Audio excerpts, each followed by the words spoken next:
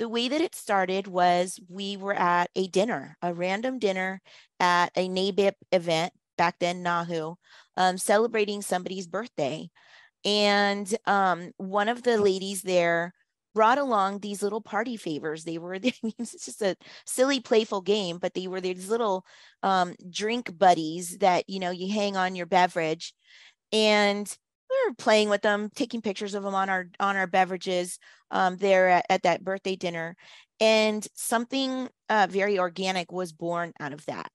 Those little guys started going everywhere with us after we left that conference. If we were going to an event, if we were going, out socializing, all these different places and things that we were doing in our lives, these little party favors were going with us. And it started this text thread. And then the text thread turned into something else. Hey guys, I have a client. Have any of you ever experienced this? Hey, I have a situation. What would you do in this situation?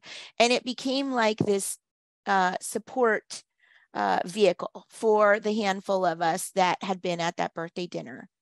And then I got a random phone call from Stephanie Berger, who probably a lot of your listeners may also know. She's also very heavily involved in our association, has become one of my dearest, closest, confidant friends, like a sister. And she called me up and said, hey, I have this weird idea. And I said, hold on a second. I was at my desk. I walked around the desk, sat in one of my guest chairs and said, what do you got? And so she said, what if we started having a women's leadership event? Welcome to the Rockstars Rocking podcast, powered by Voluntary Disruption, a show dedicated to people who are crushing their business and life goals. These are bite-sized conversations with leading rock stars in their respective industry who are pumped to share their story to help drive you to the next level. So, are you ready to rock? Speaking of rock stars, here's your host, Eric Silverman.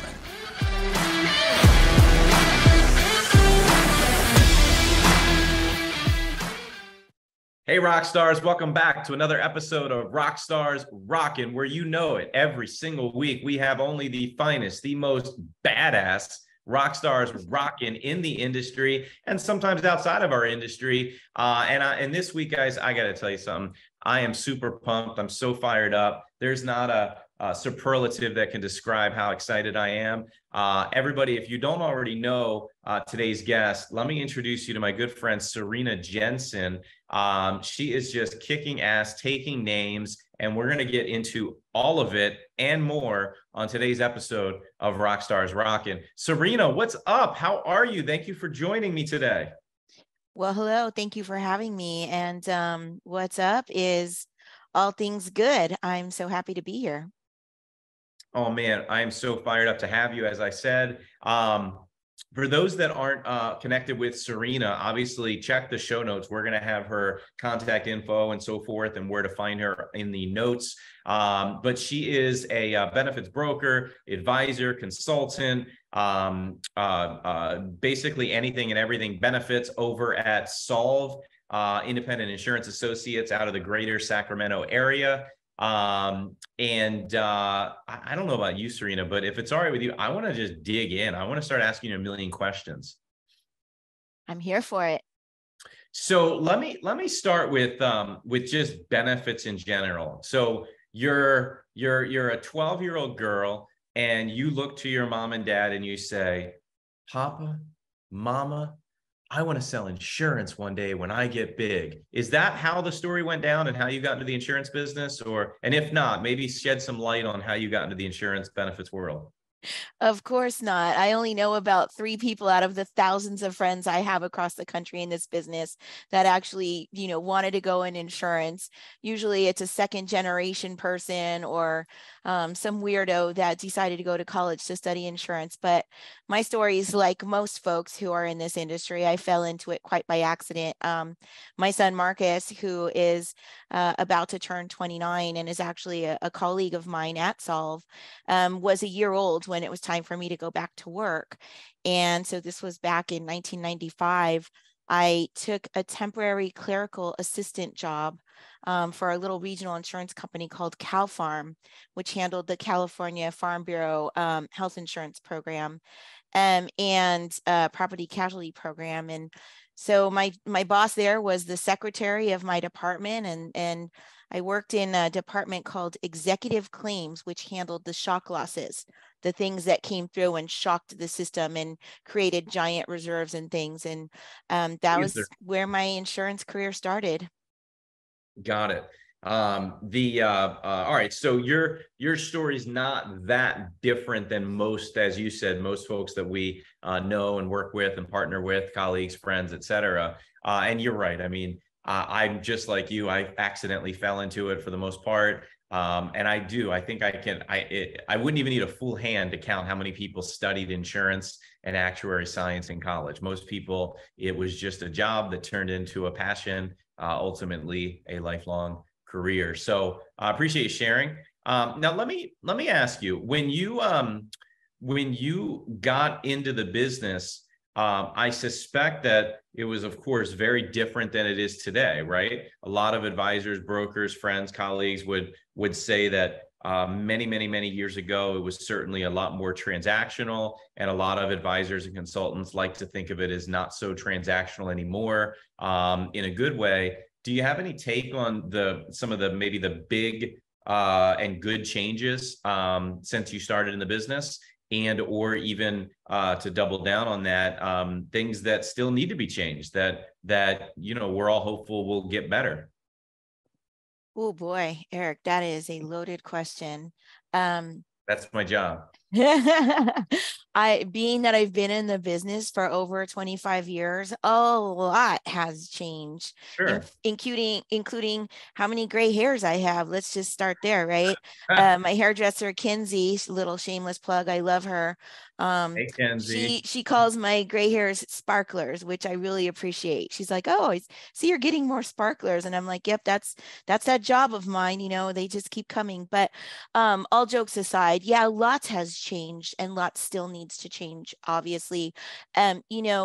When I first got into health insurance, which was back in 99, Nationwide Insurance came in and purchased Cal Farm. They acquired us, and I made a transition from the property casualty claims department where I started over to the health side. And back then, we were doing individual medically underwritten policies. So, I mean, that's dramatically different than where I'm focusing today. Obviously, the Affordable Care Act got signed in 2010 and eliminated medical underwriting. And so things have changed a lot. And when Nationwide decided to pull out of the California market, they left about 180 of us displaced without a job. We all got laid off over the course of a year, which was really a trippy experience. I was one of the last 10 people standing. This was in 2017. And coincidentally, my mom passed away that same year. And I also got engaged. So it was kind of a pivotal year in my life. But, in Nationwide's defense, they treated us really good when they laid us all off. They had, employment development department come in and workshops and stuff. And that was actually how I ended up making a move into employee benefits. I had an opportunity to move with my team over to another insurance company that took over that Farm Bureau program. But I decided to see what else is out there, And so I interviewed for a lot of jobs. I was unemployed for 7 weeks, and I ended up getting hired because a friend of a friend, some gals went to lunch and talked about my resume, and I ended up interviewing for a position at a small startup benefits brokerage. And the lady who hired me, who is still one of my all-time favorite mentors, her name's Terry Izaki, and she's a total badass here in the California public sector in benefits. And she taught me so much. I learned a lot from her. And when she hired me, she said something really cool. She's like, and if you know Terry, and I'm sure you don't, but people who do will be able to relate to this. She's a tiny little thing. She kind of reminds me of Tinkerbell, but she's a total powerhouse. And she sat there and she said, "You don't have the background that I'm looking for, but you have things that I can't teach you, and I'll teach you the rest."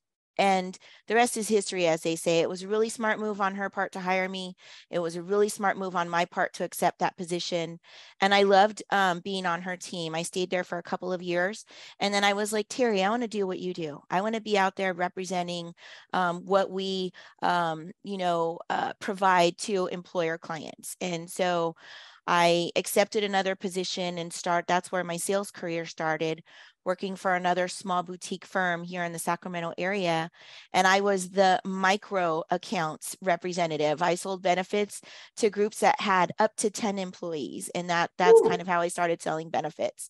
Totally different world than what I'm doing today, complete 360. Sure, sure. Well, you know, look, the less than 10 life market is a market, and they need great benefits, and That's right. We have limits and challenges in that, no different than we have limits and challenges with any group. So I'm glad they even focused on that. So, all right, so let's flash forward. You left Nationwide, you got into the business more, you found your Tinkerbell mentor. I love that story, by the way. Make sure she listens at least to that part right there. Right. For a minute we're in.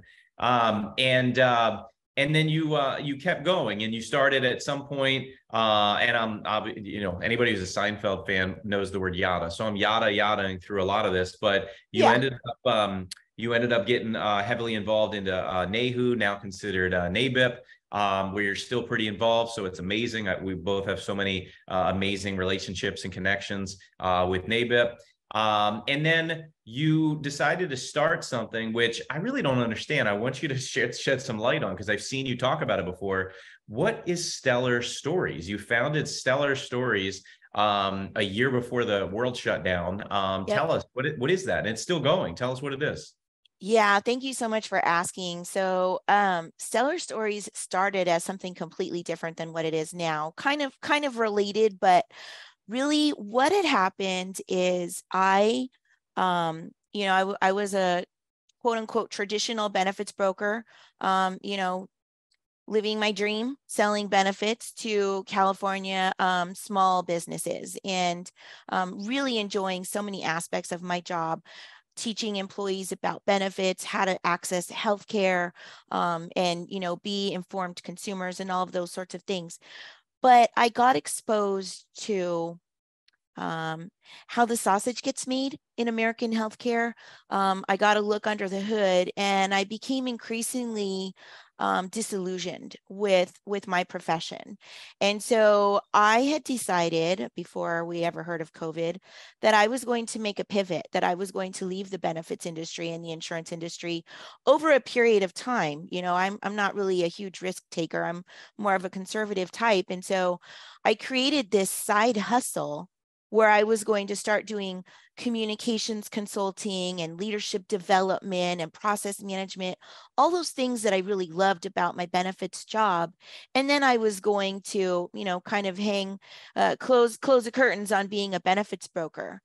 But what happened, as I like to say, God had other plans. And I created Stellar Stories, started working that as kind of a side hustle with the blessing of my then employer. And then I went to an Ascend conference hosted by none other than Nelson Griswold. Wait, and okay. right, I could not unsee the things that I saw and heard there. And from there, I had a one-on-one conversation with him after that first Ascend event that I went to. And I think that might be where I met you.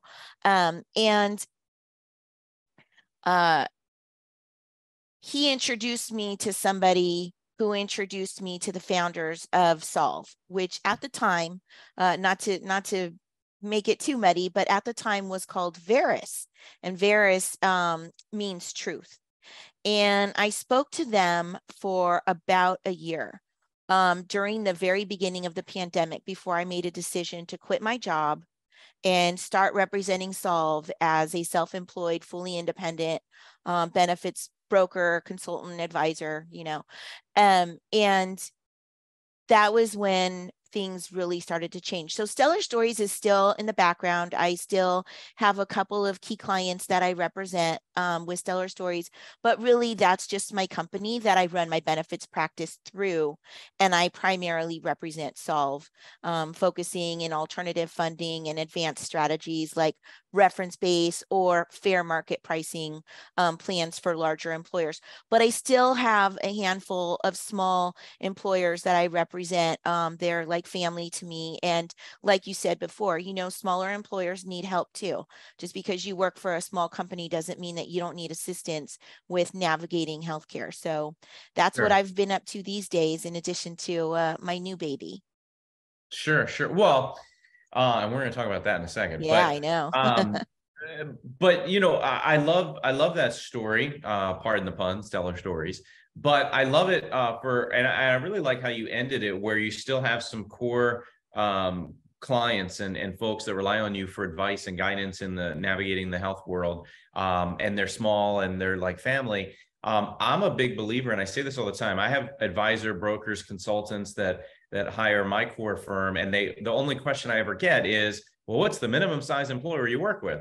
And my response is always very similar to what you said, in that everybody needs advice. Everybody needs help. It's hard enough for us to navigate this world. I'm not going to name names, but we have colleagues that post on LinkedIn that they're fed up and they have a personal situation with themselves or their son or daughter, and they do this for a living and they can't figure it out or get something done. So just imagine what an employee goes through.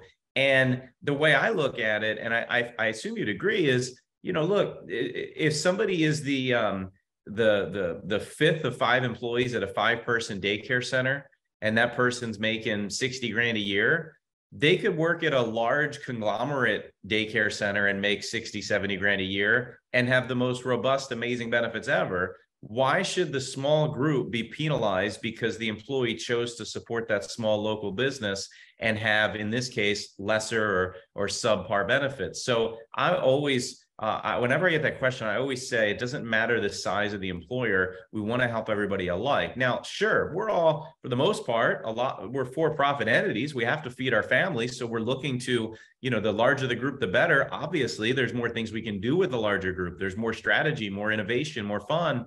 But, I want to get off the soapbox, but definitely anybody listening, don't lose focus of the fact that everybody needs help, no matter the size of the employer and how big or small the group is. So let's flash forward. So you went to Veris, who you met in a roundabout way through Nelson and Ascend. And yes, we absolutely met at Ascend one time, I'm sure.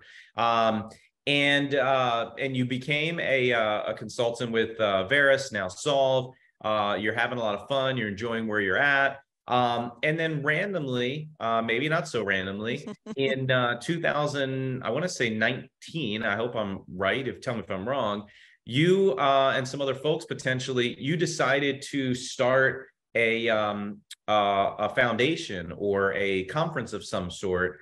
Today, it's known as the Elevate Foundation. The conference itself is now annual. It's called the Women's Leadership Summit. We're recording this podcast today in the end of March.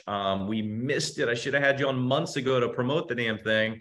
So we're getting an advanced start on 2024. But tell us, how did Elevate Foundation and the Women's Leadership Conference or Summit, how did that even begin? Where did that come from?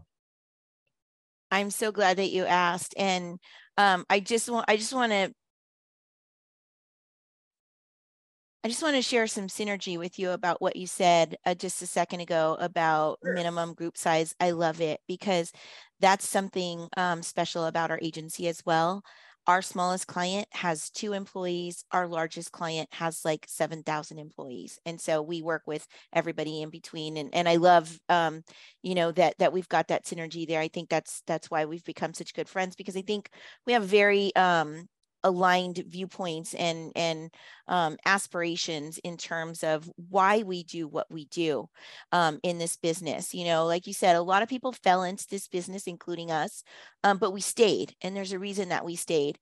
And that kind of segues into this Elevate Foundation and this Women's Leadership Summit, or WLS, which started back in 2019, again, before anybody ever heard of COVID. But it started the year prior, actually, in 2018. And really how this whole platform was born was so completely random that it has to be kissed by supernatural forces is what I have no qualms about saying. And it's like 10 in the morning here in California. I'm completely sober. I'm not under the influence of anything other than the excitement that I get to have by being involved in something so cool and so special. And the way that it started was we were at a random dinner at a NABIP event, back then NAHU, celebrating somebody's birthday. And one of the ladies there brought along these little party favors. They were, it's just a silly, playful game, but they were these little drink buddies that, you hang on your beverage. And we were playing with them, taking pictures of them on our beverages there at that birthday dinner. And something very organic was born out of that.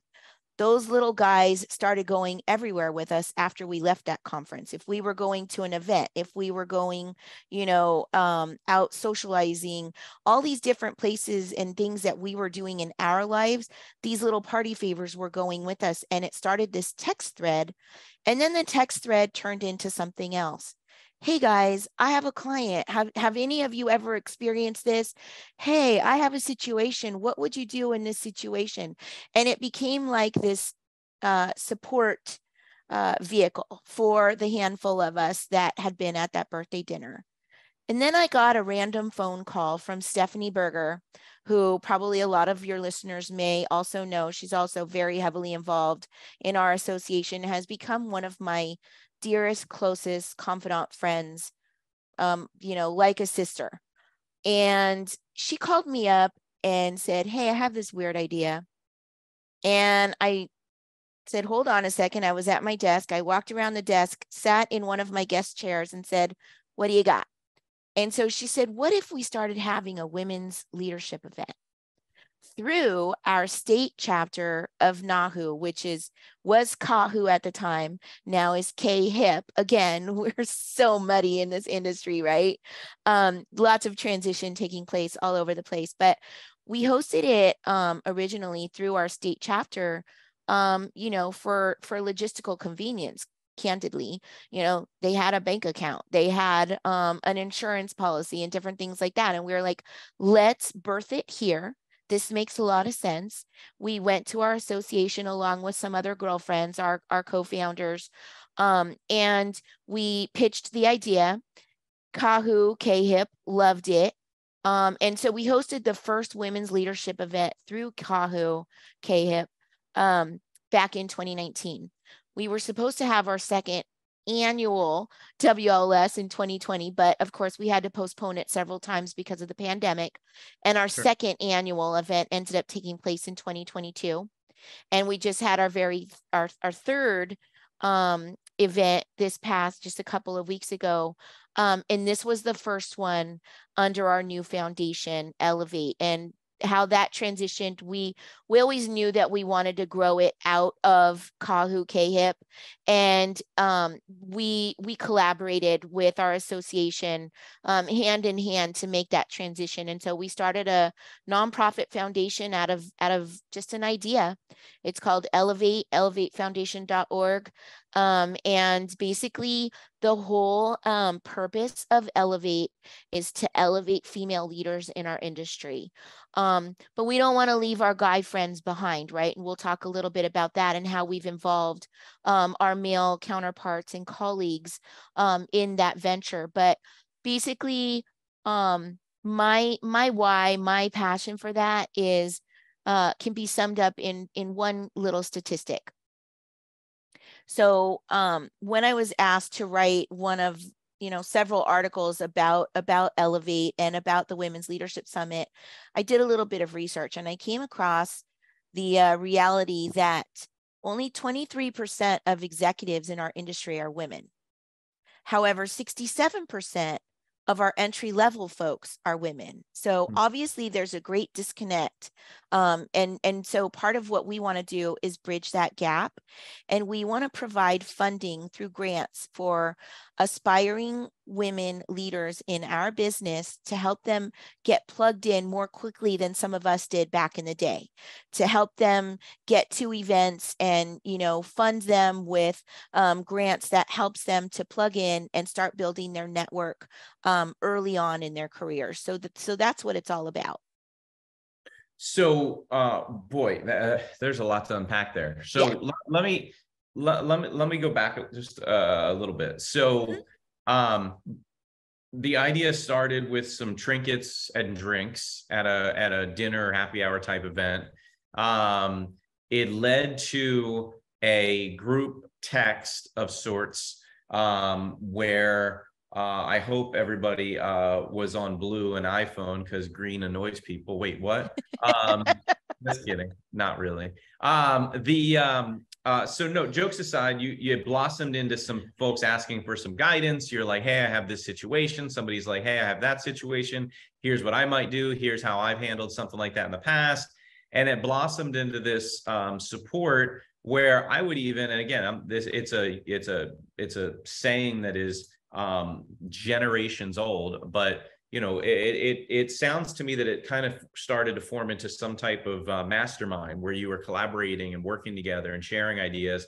And then it blossomed beautifully into what is now the Elevate Foundation. And you have this incredible summit each and every year when there's no pandemic in the way. And I guess I assume you're going to have one in 2024. Do you know where it's going to be, city-wise or state-wise, or? Yeah, so we're very close to finalizing the dates. We're looking at a couple of different options in the middle of March, which seems to be the right time of year to have this event. It's far enough after, NABIP's event in DC in February, and it's not too close to Easter and Passover holidays and whatnot. It does overlap with some spring breaks because that's something that's changed a lot over the years. When I was younger, there was a 2-week period for spring break. There was the week before Easter and Passover and the week after. Now it's an entire season. So, you can't please all of the people, but we try to find that, middle ground. So looking at mid-March is when we have this event. We'll probably almost certainly stay in Las Vegas one more year. And the reason that we chose Las Vegas is not for the party scene there, not at all. In fact, we intentionally go off the strip for this event. We're not there to party, even though there's nothing wrong with that. And we certainly are fine to have our participants, go and enjoy all of the, many attractions in Las Vegas. But we are far away from the strip because this is not about a party scene. It's about connecting with your inner magical power and discovering how to harness that and not be afraid of it, which is something that I suffered from for a long time and didn't even know it. And so, yeah, we'll stay in Las Vegas again, primarily because it's an easy place to get to no matter where you come from in the country. And we have people coming to this event now from all over the country. We started, our first event was 100 ladies. We intentionally limited it because we wanted to deliver, very perfected quality control. We grew to 170 people in 2022. This year's event, there were 200 of us, and we plan to max out capacity at either 250 or 300.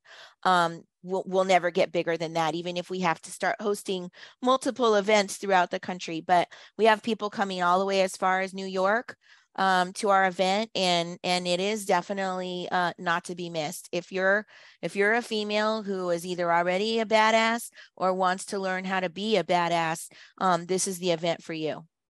Well, I would argue that everybody's already a badass. Some people just need a little more nurturing to get the badass-idness. That's right. That's right. It's in all of us.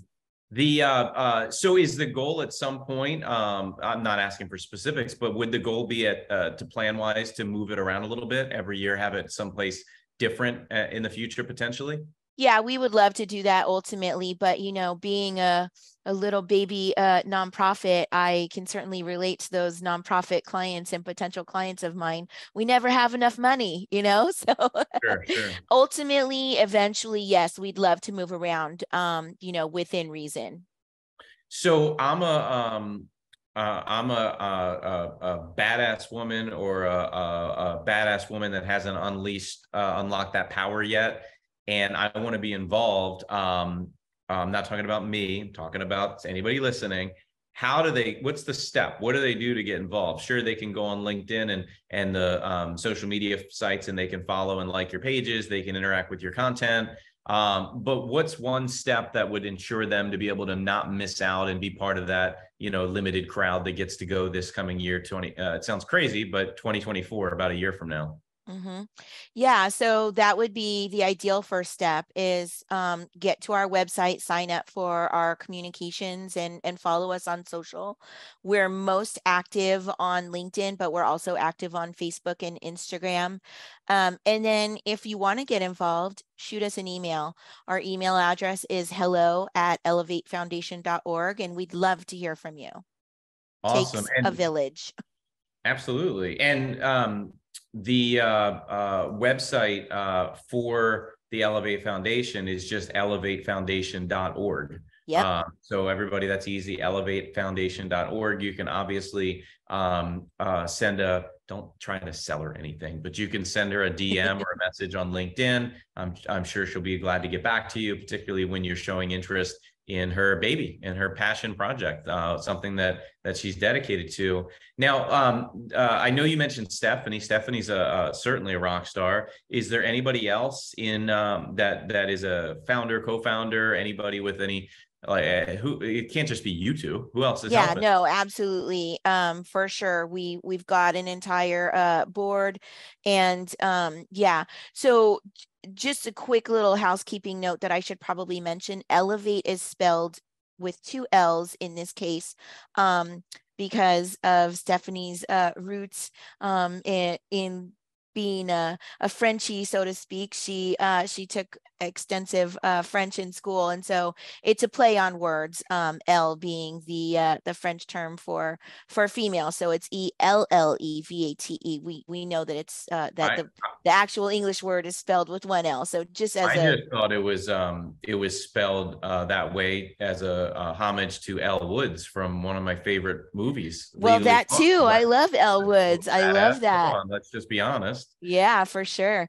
But yeah, so our other board members in Elevate Foundation, our founding board members also includes Corey Ashton and Jolene Bibian Oh, and Sue oh, Wakamoto Lee, who is the current sure. president of KHIP, Jill Pedersen out of Oregon, and Dawn McFarland. That is our founding board of directors.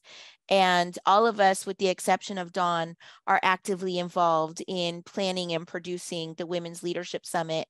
Dawn, being the smart leader that she is, I'm very proud of her for the courage, was like, I can't take on any other events. But when we invited her to be on our board, because she was one of the OGs of the Women's Leadership Summit when we founded it back in 2019, she agreed to stay on our board, which we're delighted to have her. Well, you just named some of my favorites in the industry. Some I know a little bit better than others, and I hope to get to know everybody as much as I know them, and of course you. So that's fantastic. Now, is that something where I sit on a lot of boards, volunteer boards, even some paid boards, and a lot of times the boards will have a core group, but then they always like to bring in every year a few new faces to refresh, and it's not as much of a commitment. You mentioned Dawn, so like you ask somebody to be a part of it for 1 year, and then they can step out and come back another year. Do you have plans to do something like that to always keep it fresh with ideas and topics, or is that not something you've thought about? Or you tell me. Yeah, so we founded this foundation in April of last year, coincidentally on my wedding anniversary, which I definitely considered a sign from the universe because I definitely believe in signs. And it just coincidental, the day that the paperwork got stamped by the state of California. So our initial board is in place for another year.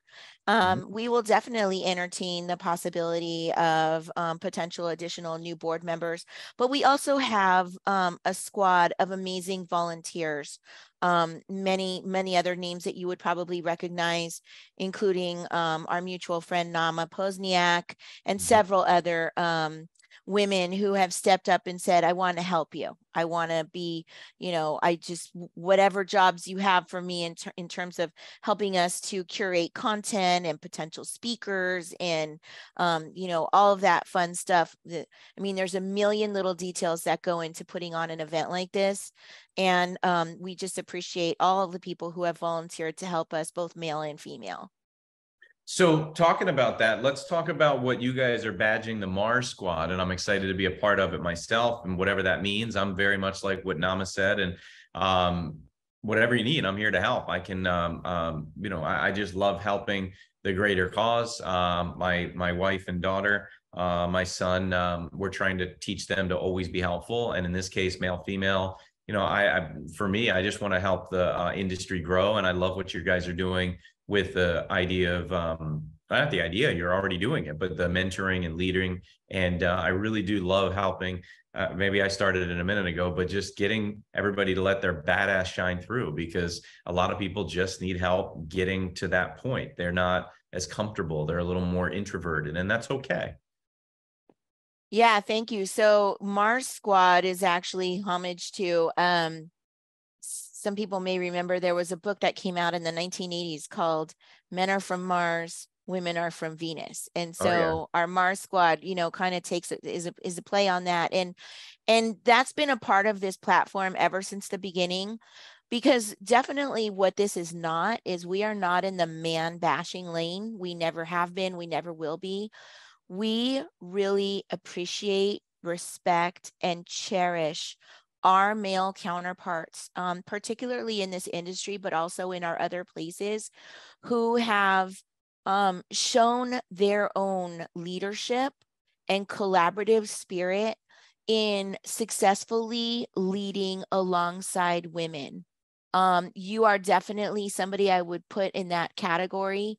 When my husband was asking me last night what my day looked like today, and I was shared with him that I was going to be recording a podcast episode, and he wanted to know with who. And I told him a little bit about you and what you do in the business and how we know each other and stuff. And how proud I was that you joined our Mars Squad this year. My husband, Aaron, has also been a member of our Mars Squad ever since the beginning. So he's coughed up his $250 annual membership fee, or, donation, contribution, whatever you want to call it. Ever since 2019, he didn't really get a choice in the matter, happy wife, happy life, right? And his pivot to that is happy spouse, happy house. So we definitely have a very reciprocal, partner-oriented relationship in this house. I compliment my husband all the time, because it is not easy being married to somebody like me. Okay. I'm just going to say that very candidly and openly. There's lots of other women in this business and other businesses that can relate to that. And so can their husbands. It is not easy to be the spouse of somebody like me that is just all over the place, doing all sorts of things. And he gives me room to do that. And he's given me space and opportunities, to travel to these events and participate in all these extracurricular leadership endeavors. And so that's what our Mars Squad is all about, is the dudes in our lives that are, like I said, collaborative, partnership oriented and whatnot. And we will happily take their money. It's only $250. We're not ever going to increase that base price. We might later on develop additional tiers, or whatever, but it's $250. And those dollars really help us to produce the stellar event that we put in place each year for our fellow female leaders. So, should I say this? Yeah, I'm going to say it. Okay. So Mars Squad is by invite only from my point of view. We've never had to turn anybody down, because typically the kinds of people who want to give us $250, for nothing more than a humble thank you and a little, token thank you gift, are the types of guys that we want to take that money from, and we do put it to good use. So we've never had to reject anybody, and hopefully we never will, but it is an invite only, very prestigious, in my opinion, brotherhood. And I'm very proud of this year's Mars Squad. We've got you and a few other rookie members that I'm just delighted that when we reached out to you and said, hey, we've got this thing, would you help us out? And you didn't hesitate. And I just appreciate that. And I'm super proud of you for joining the squad. Oh, I'm stoked to be a part of it. I didn't know the background behind it and the way you have it set up. I like that because candidly, about 60 seconds ago, I was going to ask you, how can other men get involved to donate and be helpful? I mean, the reality for me is, and again, I don't mean this in a negative way, so I'll say it too. Should I say this? I'm gonna say it, and that is $250. Come on, it's free. You're big. Come on, if you're in this industry, my God, and you're and $250 a year is something that you have to actually put brain power into. I would argue you need to find a different industry. Like, it sounds blunt. Now I'm going to get hate mail, but are you serious? Like, that's just insane for the cause and the support. Like that, you might as well have said it was free, because I never even hesitated. And I guarantee that every single person that is in the quote unquote Mars Squad, they too didn't think about it. And I would pray nobody tried to negotiate and ask if there was a lower tier level. And if, again, they are, I respect it. I get it. Money's money, but they really need to consider where they're spending other money. So let me ask you roughly, I don't need details, but is that a big group right now? Or is that kind of like you never want to have more than 250, 300 people at the event from the lady side? Is it a similar where, yeah, you need money to support the event, but you never want to go past a certain number with respect to folks that are involved on the Mars side? Yeah, it's a great question. We haven't thought about a max number for Mars Squad yet, but this year's squad had 43 badass male leaders, members. And, I mean, I'd love to double that for 2024, because again, it goes to such a great cause. Sure. Well, I would encourage folks that when they're considering next year's donation, and I assume you're going to hit them up again, and you should. Don't leave me out. I don't know. This is me saying it, not you. So I'll take the credit, good or bad. 250s. I mean, if you can do more, do more. Like, it's not like it's not going to get good use. 250 is just table stakes. That's what's asked of you. And if you can, 251's better than 250, 300's better than 250. You get the idea. It all adds up. It goes to a good cause. Let me ask you though, because I've never been to one, obviously. Do you also, whenever I go to conferences, every single conference, whether it's the Ascend conference or U Powered or Benefits Pro or Health Rosetta, you name it. There's so many conferences, right? NABIP. Most all of them, in fact, in my case, all of them I've ever seen, they have vetted out solution providers and sponsors and or carriers there. Is yours set up in a similar way where you're getting marquee premier solution providers to take part and be there as well? And yeah, absolutely. And oh man, I'm so glad you're asking me these questions, because let me just tell you. So this year we're going to make another big change. And I can't really talk about it too much because we haven't voted on it as a board yet, but we're looking to expand and grow this platform. And it looks like it may happen more rapidly than we thought going into 2023. And so more to follow on that. But yeah, so we definitely need sponsor partners. We like to call them partners because like I said from the stage at this year's event, This stuff is not free. It's very expensive to put on an event like this, especially with the sticklers that we are for top-notch quality all around. You know, random story. I happen to be standing in line at our, what I think of as our infamous brunch that we have on our main day. And I was waiting for an omelet, and these two women walked by, and I heard one telling her friend, that, wow, they really went high end for this event. And I just randomly happened to hear that. And it was music to my ears, because that's exactly what we want our participants to feel. Like, you know, they make a big sacrifice in coming to this event, taking time away from their jobs and their families. Susan Combs, who was one of our keynotes this year, likes to point out, know your worth, know how much it's costing you to be here, right? And so we want them going home feeling like this was absolutely worth every penny and every moment I was away from my life. I'm going home feeling empowered and whatnot. And then on the Mars squad, Eric, you know, I mean, yeah, you and I are well established, and $250 is not a whole lot of money to us, but there's guys in our industry that are just starting out too. And that is a lot of money, especially if they have, you know, kids that are in daycare and stuff like that. And so we actually, somebody recommended to us that we increase Mars Squad going forward. And we absolutely said, no, we're going to keep it at 250 minimum buy-in, but we definitely encourage, if you have more to give and this is where your heart is, we encourage you to give more. Because like I said, it's a very special leadership platform. And even our youngest participant last year was Jennifer Berman's daughter, Abby, who is one of the coolest baddies I have ever met. I mean, I am literally a member of her fan club at this point. She did return again this year. And so, I mean, you know, she's like 14 years old, and she participates in this event. So, I don't even remember the question that you asked me, because I get so fired up about this.